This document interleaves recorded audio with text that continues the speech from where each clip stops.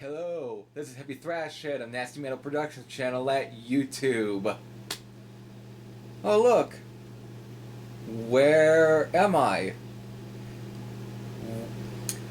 Right now, I'm in the living room because my parents are doing shit in Reno along with my sister. But that's not the sole focus of this video. No, because this is 1, 2, 3, 4? Oh yeah. This is another edition of the Revisiting!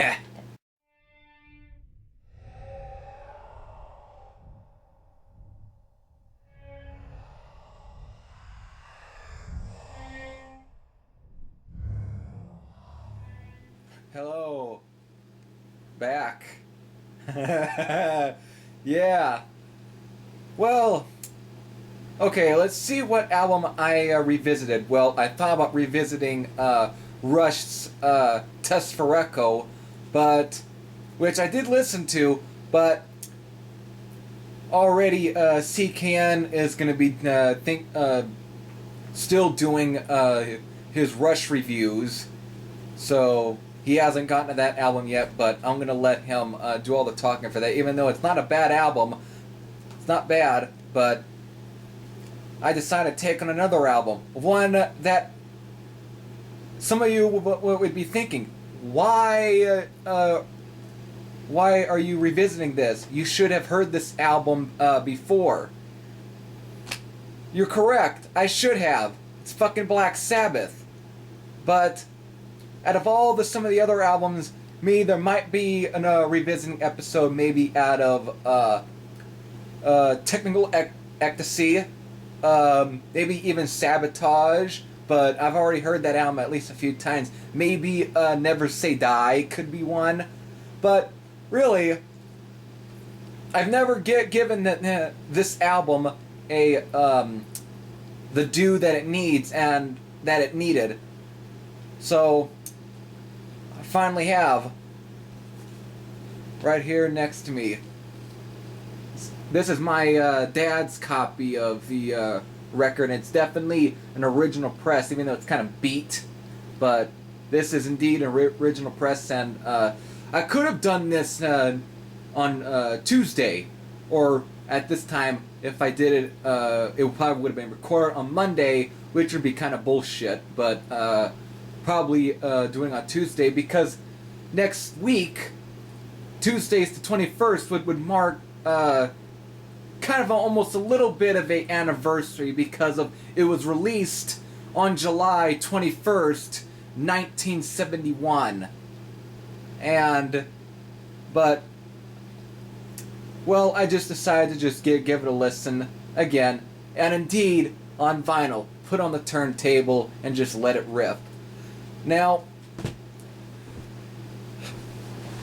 it's not bad. It is definitely a good album. It's when listening to it, it's understandable for why it is a classic, for what it is. You know, just the first song, from Tony Iommi's "Coughing," to which leads into probably one of Tony Iommi's just best riffs in "Sweet Leaf."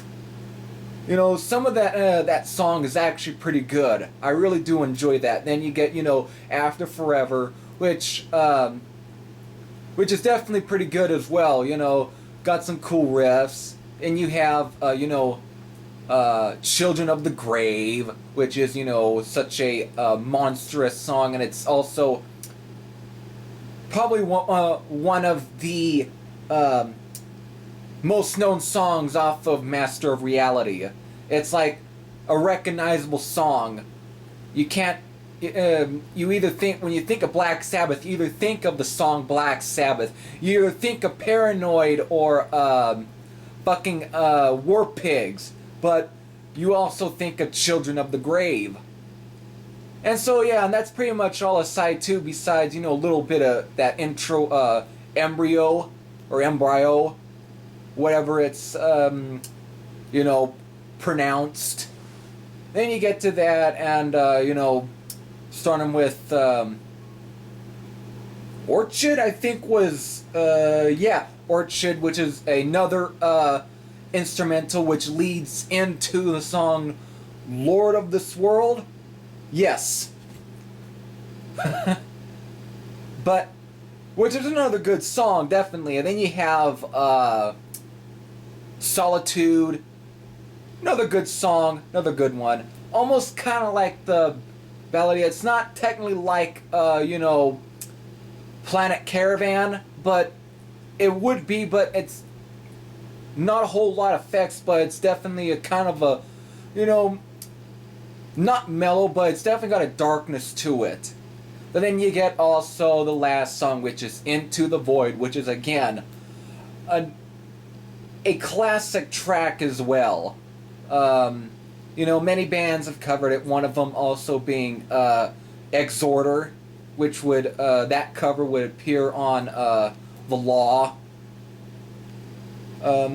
Definitely some good ones on here. Even the lyrical themes just seem to be very more off the wall a bit at times. It's like they've definitely the band really got together and write some different songs. You got Sweet Leaf, which is pretty much about marijuana, which is what I've read, a street slang for the word marijuana, Sweet Leaf. But then you also get After Forever, which touches on Christian themes and stuff. Not bad. And which was written none other by Geezer Butler. Again, you get some other ones. You got Children of the Grave. I think some of it does on some dark stuff as well, but not too dark. But still, the themes definitely go a little different. It's like, again, a little changed up. But other than that, definitely good one. Even Ozzy is sounding not too strained a bit. He's actually sounding a bit more charismatic this time. He's starting to actually break into sounding like himself. Like on the first album, he sounds totally different. He's got sort of a bluesy sort of voice on that first album, but when it comes to this one, he's like breaking out of that and actually sounding like how it is, because again, if you listen to, let's say, an Ozzy Osbourne album from like the 80s, such as Bark at the Moon, or maybe even Diary of a Madman, and then you go back and listen to the first Black Sabbath album, he just sounds way different. But on here, he's definitely starting to sound like it. And even the album is very transitional in a way. Because you still get a bit of that style that you heard on Paranoid. It still keeps that a bit. The horror atmosphere. But Tony Iommi's guitar sound is a little more tuned down a bit. To where some songs would kind of give... transition to some of the sounds off of Volume 4, such as I think Cornucopia. I think I said that right. And I know there's some other ones. I think it was like the last song as well off of that one. But again, it's like that sort of doom metal thing going on. And Black Sabbath were definitely the precursors to doom metal in a way. Tony Iommi set the standards for doom metal, and I definitely do see this one as probably and in a way I'm not going to be the first one to say this. This is pretty much the first doom metal album.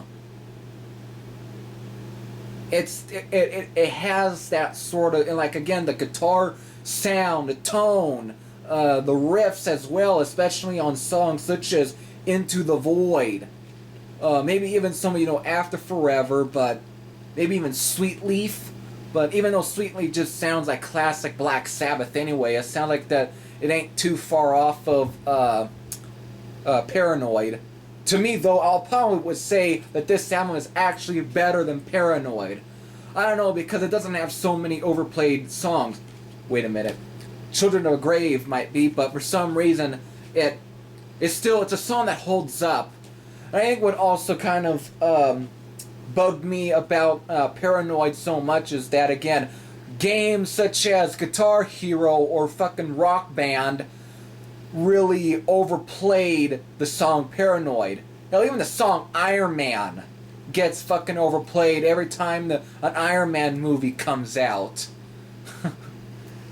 But to me, Black Sabbath to me is not all about the hits. It's about the deep cuts, really. That's where they really really succeeded, and this album seems to be filled with nothing but deep cuts, besides the first album.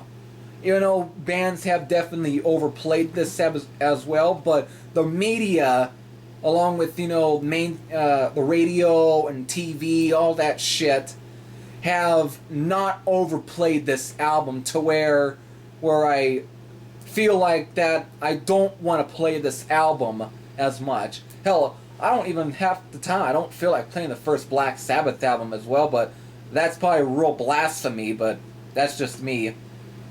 And I do mind listening to albums such as Volume 4. I do mind listening to albums such as Technical Ecstasy or Sabbath Blaze Sabbath, but to me, my all-time favorite Black Sabbath album is not going to be this, even though I do like this. This might be another go-to Black Sabbath album for me, at least from the Aussie era, but to me, my go-to Black Sabbath album, and I wish my disc wasn't all kind of screw-looey, I would love to fix it, the scratches and stuff, but to me, it's Sabotage. When I first, right on Christmas Day, it was a gift, when I first heard the song Hole in the Sky, that was it for me, for when it came to Black Sabbath. That was like, and the whole album itself, I felt, was just a lot stronger.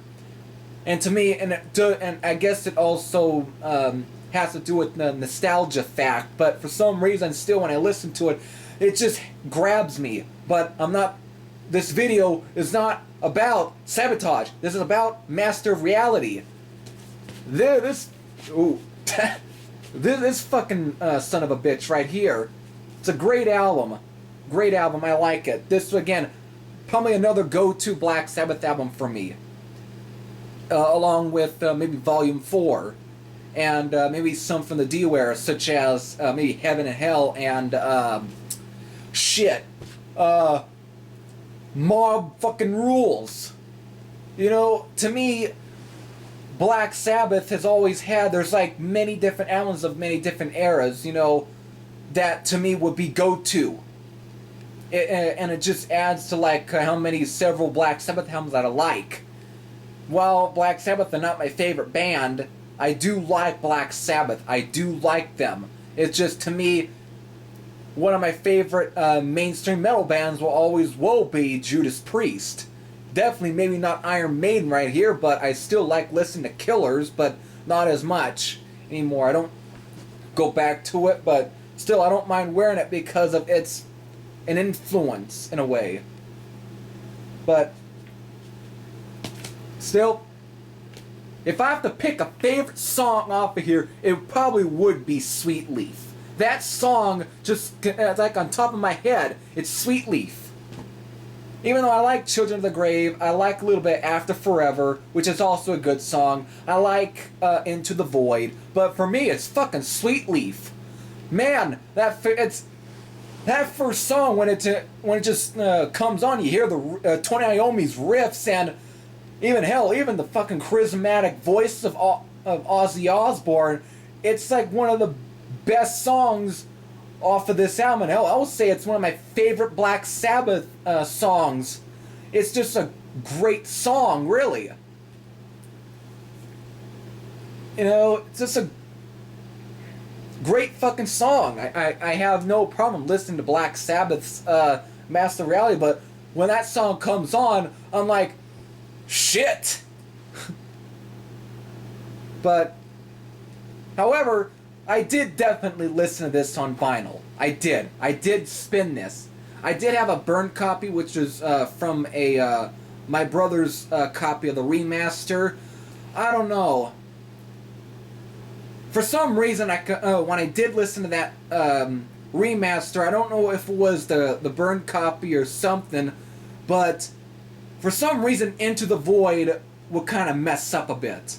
And I didn't want that. I didn't want to have my experience ruined by a song that doesn't want to play right.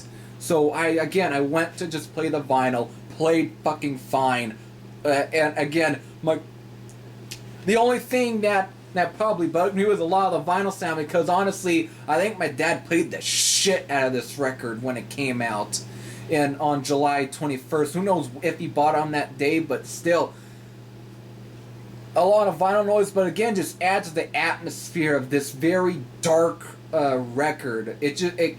Tony Iommi's guitar sound on vinyl, it sounds fuzzy. It sounds dirty.